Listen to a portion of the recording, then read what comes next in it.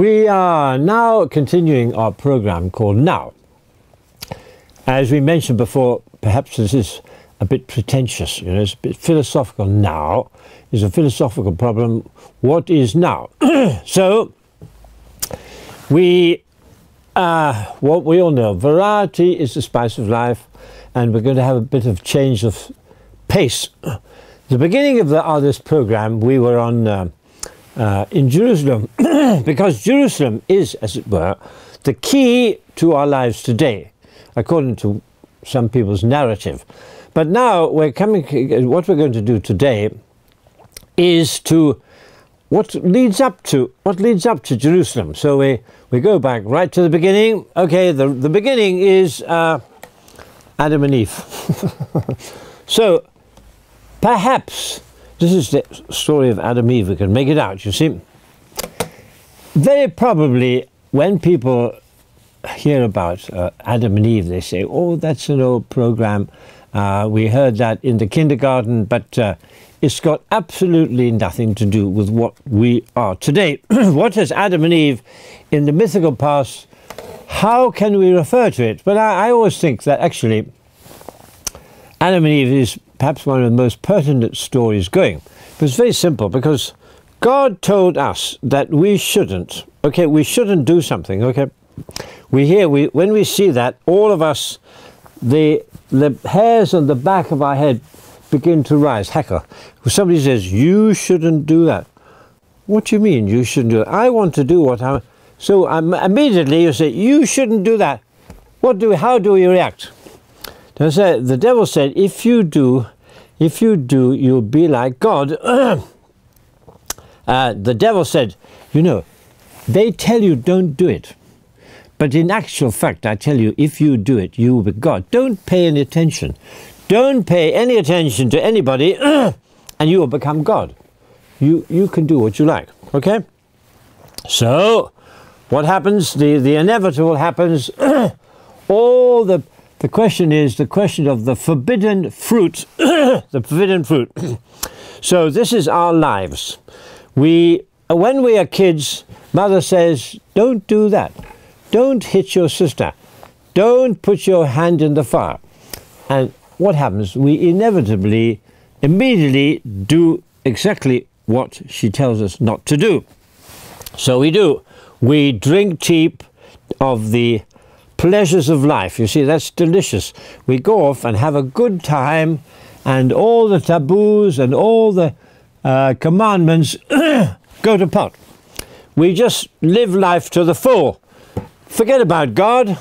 Forget it. Well, okay, this is one narrative. So we're saying, forget about God, forget about everything, just what happens? Okay, we say, what happens if we do that? We say, okay, forget about God, no principles, okay? So, what happens? If we do that, what happens? If we say no, we say, okay, particularly it's the woman, you see, it's the beautiful girl, she says, okay, that's Eve, she eats the apple. They say, women, curiosity killed the cat. So he said, that's life. Now, I want to live life to the full. That's life. Nobody can stop me. I want to do what I want. And I say, okay. He says, yes, Alex, I have just eaten a beautiful apple. Do you want to have a lit? Do you want to have it to see what we're doing here? And the other says, oh, okay. So he says, Adam, you eat the apple. I found the apple delicious. Adam, forget about all these rules. What we do, what we want to do. So Adam, he eats the apple, okay? And what happens? The inevitable story is of lost innocence, okay? Lost innocence. When we come to this world, we are all these adorable little kids, cute little kids. Oh, little baby, your baby is so cute. Mother's so adorable. And then we grow up into these vicious little beasts. And we throw all these rules to the wind. Okay, now what happens is, you see here, very immediately we see very clearly that Okay, Adam's apple. Okay, I've got it here. Our Adam's apple is, we say, oh my God, the lost, this picture says lost innocence. We all have to cover ourselves up with clothes. Now imagine today if I was sitting here naked. Just imagine what a horrible scene. An 80-year-old man sitting naked in the chair. It would be hideous. You say, get that guy out. He's mad. Well, you see, before that, there was no problem. We ran around naked. We had no problems. Everybody, girls, boys, the whole place was a beautiful scenery. Everything was absolutely wonderful. And then we don't obey the commandments. So what happens? We're in trouble. Okay, we're lost innocence. We have pollution. We have the no fish left. We have earthquakes. We have the wives trying to be boss and the man trying to be boss. We have abuse. We have all these problems. They come. Okay. Well, now we say, okay, Father Alan, shut up. That's all the Catholic story. I'll tell you the real story. Okay, what is the real story? This is the modern man says all this story of Adam and Eve. Incidentally, you can look at this Adam and Eve. The Catholic Church isn't saying you have to believe there was Adam and have to believe there's Eve. But what you have to believe is that God is in charge. If you break his commandments, you're in trouble. We don't have to believe that there was a garden with an apple tree and a lady called Eve and a garden-born man. That you can say it, you can believe it if you like. But the main problem is we have to believe that God has rules. If we obey the rules, we're okay. Now, but some people say, I forget about God. Okay, forget about God. What happens? We forget about God. Who do we listen to? Okay? Who do we listen to?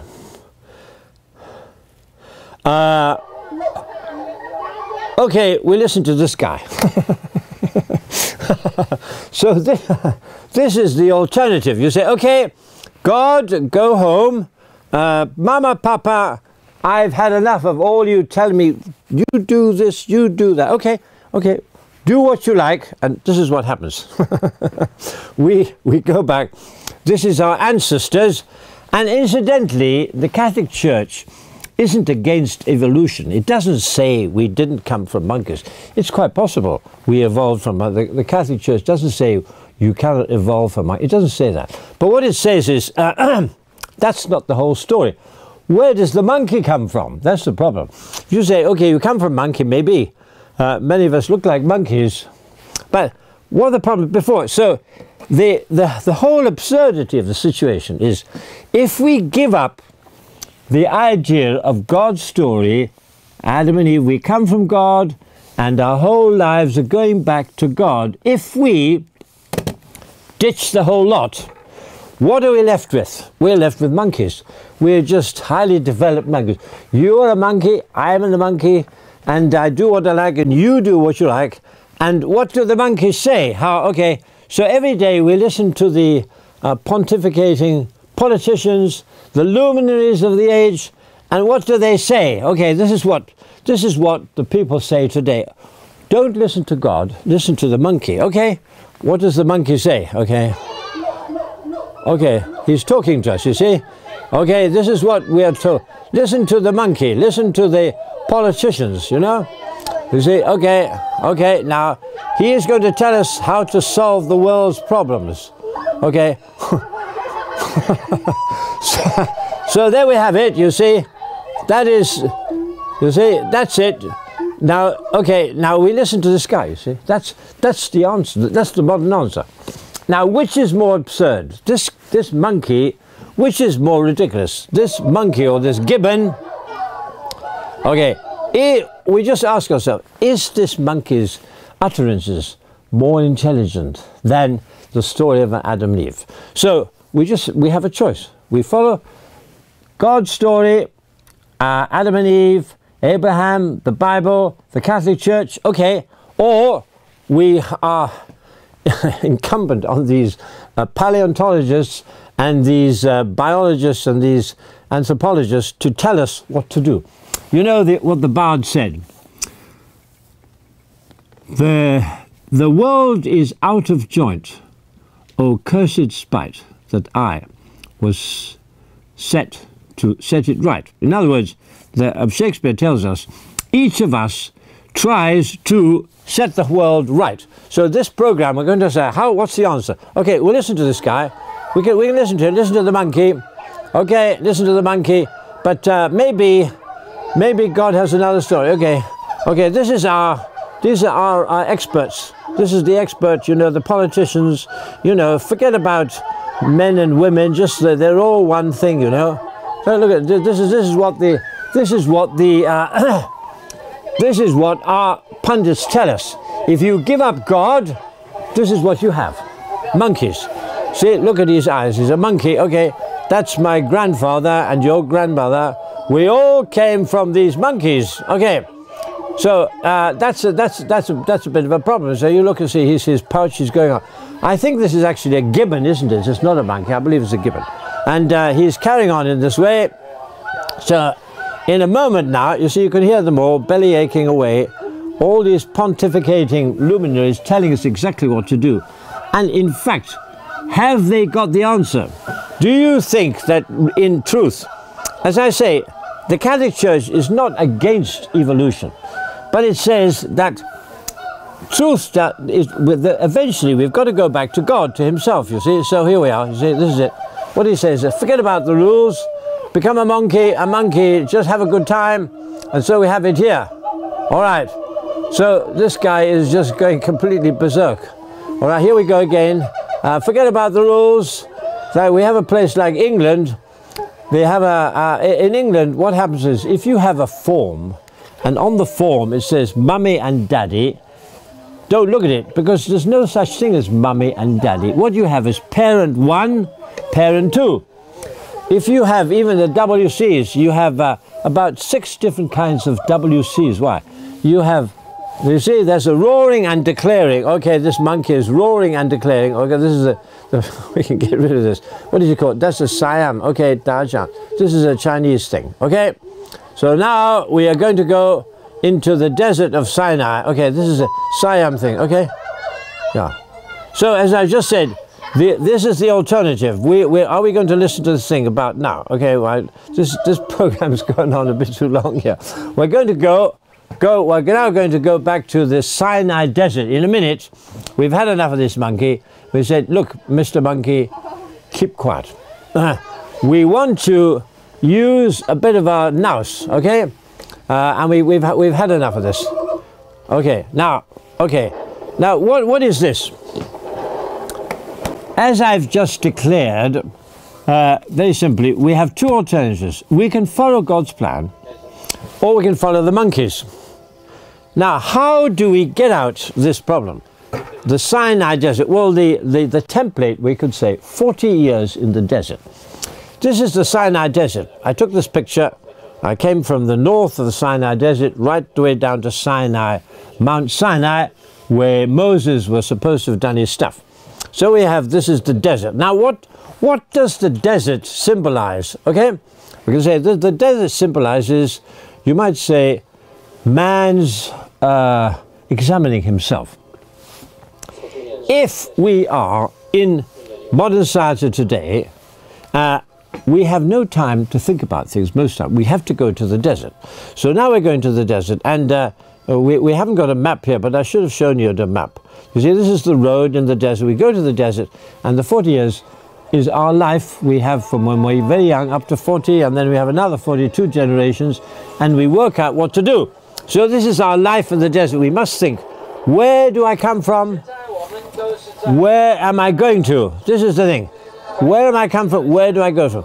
Now, if I just, as I say, spend all my time in the office, and I'm just having rows with the boss, or chasing people, or chasing money, I can't make head or tail of the whole situation. So I go to it. Okay, so this is the Sinai Desert.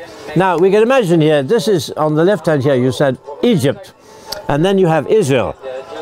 To get to Israel, to get to Jerusalem, we have to go through this period of purgation. And what happens? Unfortunately, I haven't got enough presentations. So what's up now? Unfortunately, we haven't got enough of our little pictures. We should have had some pictures of Pharaoh And Pharaoh is... I'll just stop for a minute because they've just told me to keep quiet. See, so, but in the next, what is we've just said, we'll kind of summarize a bit. The 40 years in the desert symbolizes our life in Egypt, which is the world, and then we leave the world, we want to go to heaven, we have to have 40 years in the desert thinking about things, and then we get to Israel. So we're gradually coming to Israel and we'll go back to the temple. But anyway, we'll see you again shortly. Have a good time. God bless.